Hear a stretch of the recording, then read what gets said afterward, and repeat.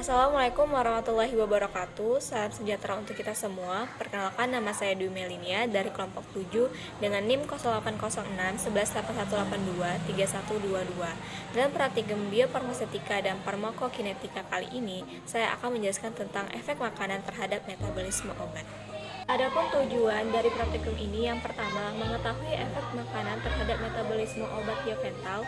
Yang kedua, mengetahui faktor-faktor apa saja yang mempengaruhi metabolisme obat. Yang ketiga, mengetahui hubungan diet kaya protein terhadap metabolisme obat. Sebelum saya menjelaskan lebih jauh, saya akan menjelaskan apa yang dimaksud dengan metabolisme obat.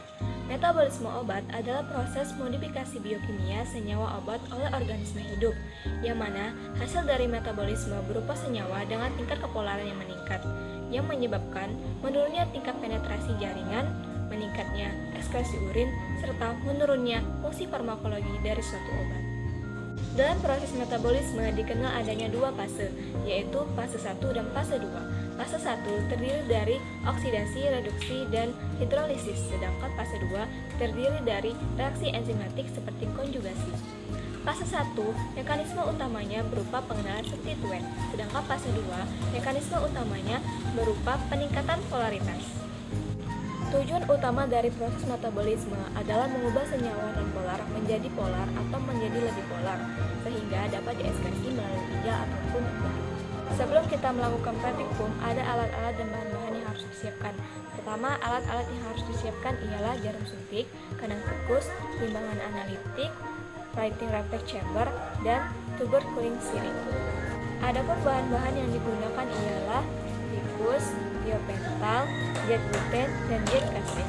Untuk diet gluten kita menggunakan ubi, dan untuk diet kasein kita menggunakan susu. Mengapa pada praktikum kali ini kita menggunakan obat tiopental? Karena obat tiopental merupakan salah satu golongan obat barbiturat yang kerjanya mampu meningkatkan metabolisme melalui induksi enzim. Tiopental juga memiliki efek kerja yang relatif singkat sehingga mudah kita amati. Adapun langkah-langkah yang akan kita lakukan pada praktikum ini, pertama, kita siapkan 12 ekor tikus dengan bobot 20-50 gram, kemudian pergilah ke Komite Etika Hewan untuk meminta persetujuan. Apabila telah mendapatkan persetujuan, maka kita jaga tikus tersebut agar tetap berada dalam kondisi lab yang terkontrol selama 2 hari. Kemudian kita kelompokkan tikus tersebut menjadi 2 kelompok, masing-masing ada 6 ekor tikus. Kelompok pertama kita beri diet gluten dan kelompok kedua kita beri diet kasein. Setelah 5 hari, kita timbang dan kita catat bobotnya. Kemudian kita beri obat tiopental melalui intraperitoneal dengan dosis 2-5 mg per kilogram berat badan. Kemudian kita catat waktu kehilangan dan pemulihan writing reflex setelah pemberian tiopental. Adapun kesimpulan pada praktikum kali ini, yang pertama, efek makanan dapat mempengaruhi metabolisme obat tiopental, seperti diet gluten yang mampu meningkatkan metabolisme obat dan diet kasein yang dibutuhkan oleh enzim permetabolisme obat. Yang kedua, faktor genetik, faktor jenis kelamin, faktor usia, faktor mengkonsumsi makanan, dan faktor mengkonsumsi obat merupakan faktor-faktor yang dapat mempengaruhi metabolisme obat. Yang ketiga, diet kaya protein dapat mempengaruhi metabolisme obat karena protein terdiri atas rangkaian asam amino, di mana asam amino ini akan dipecah menjadi asam amino tunggal di dalam tubuh, yang mana asam amino tunggal dapat mudah diserap oleh tubuh. Itulah penjelasan dari saya. Terima kasih atas perhatiannya. Semoga bermanfaat. Wassalamualaikum warahmatullahi wabarakatuh. Nama saya Anissa Inia Zahra, NIM 0806 128182 3036. Efek makanan terhadap metabolisme. Sebagian besar obat mengalami adanya perubahan metabolik. Metabolisme biasanya menghasilkan senyawa dengan sifat polaritas yang meningkat. Hal ini menyebabkan penurunan tingkat penetrasi jaringan dan meningkatkan ekskresi urin. Metabolisme umumnya akan menyebabkan pengurangan potensi farmakologis terhadap suatu obat.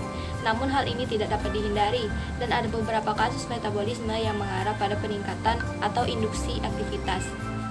Metabolisme biasanya sering terjadi dalam 2 fase.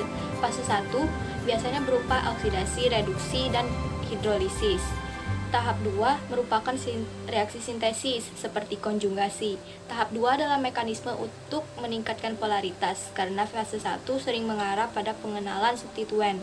yang kemudian dapat digabungkan dengan mekanisme utama untuk meningkatkan polaritas. Karena fase 1 sering merupakan langkah yang membuat terjadi peningkatan polaritas, kombinasi yang paling umum adalah hidroksilasi aromatik yang diikuti dengan konjugasi dengan asam glukuronat.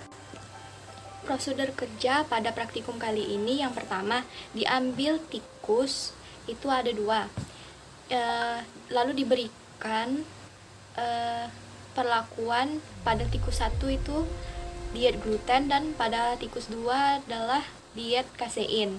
Setelah 2 hari atau 3 hari, tikus tersebut ditimbang beratnya.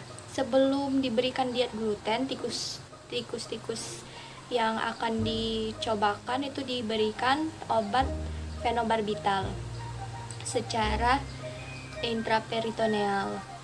Setelah percobaan selesai, maka dicatat hasil penimbangan bobot sebelum dilakukan diet gluten dan kasein dan setelah 3 hari percobaan tersebut.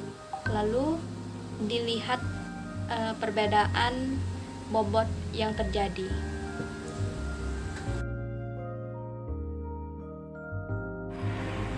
Assalamualaikum warahmatullahi wabarakatuh. Perkenalkan, nama saya Cindy Pernamasari, NIM 0806 1181 823124. Pada praktikum biofarmasetika dan farmakokinetika kali ini mengenai efek makanan terhadap metabolisme obat. Metabolisme obat adalah proses modifikasi biokimia senyawa obat oleh organisme hidup yang pada umumnya melalui proses enzimatik. Adapun metabolisme ini menghasilkan senyawa dengan sifat polaritas yang meningkat, sehingga akan terjadi penurunan potensi farmakologi suatu obat.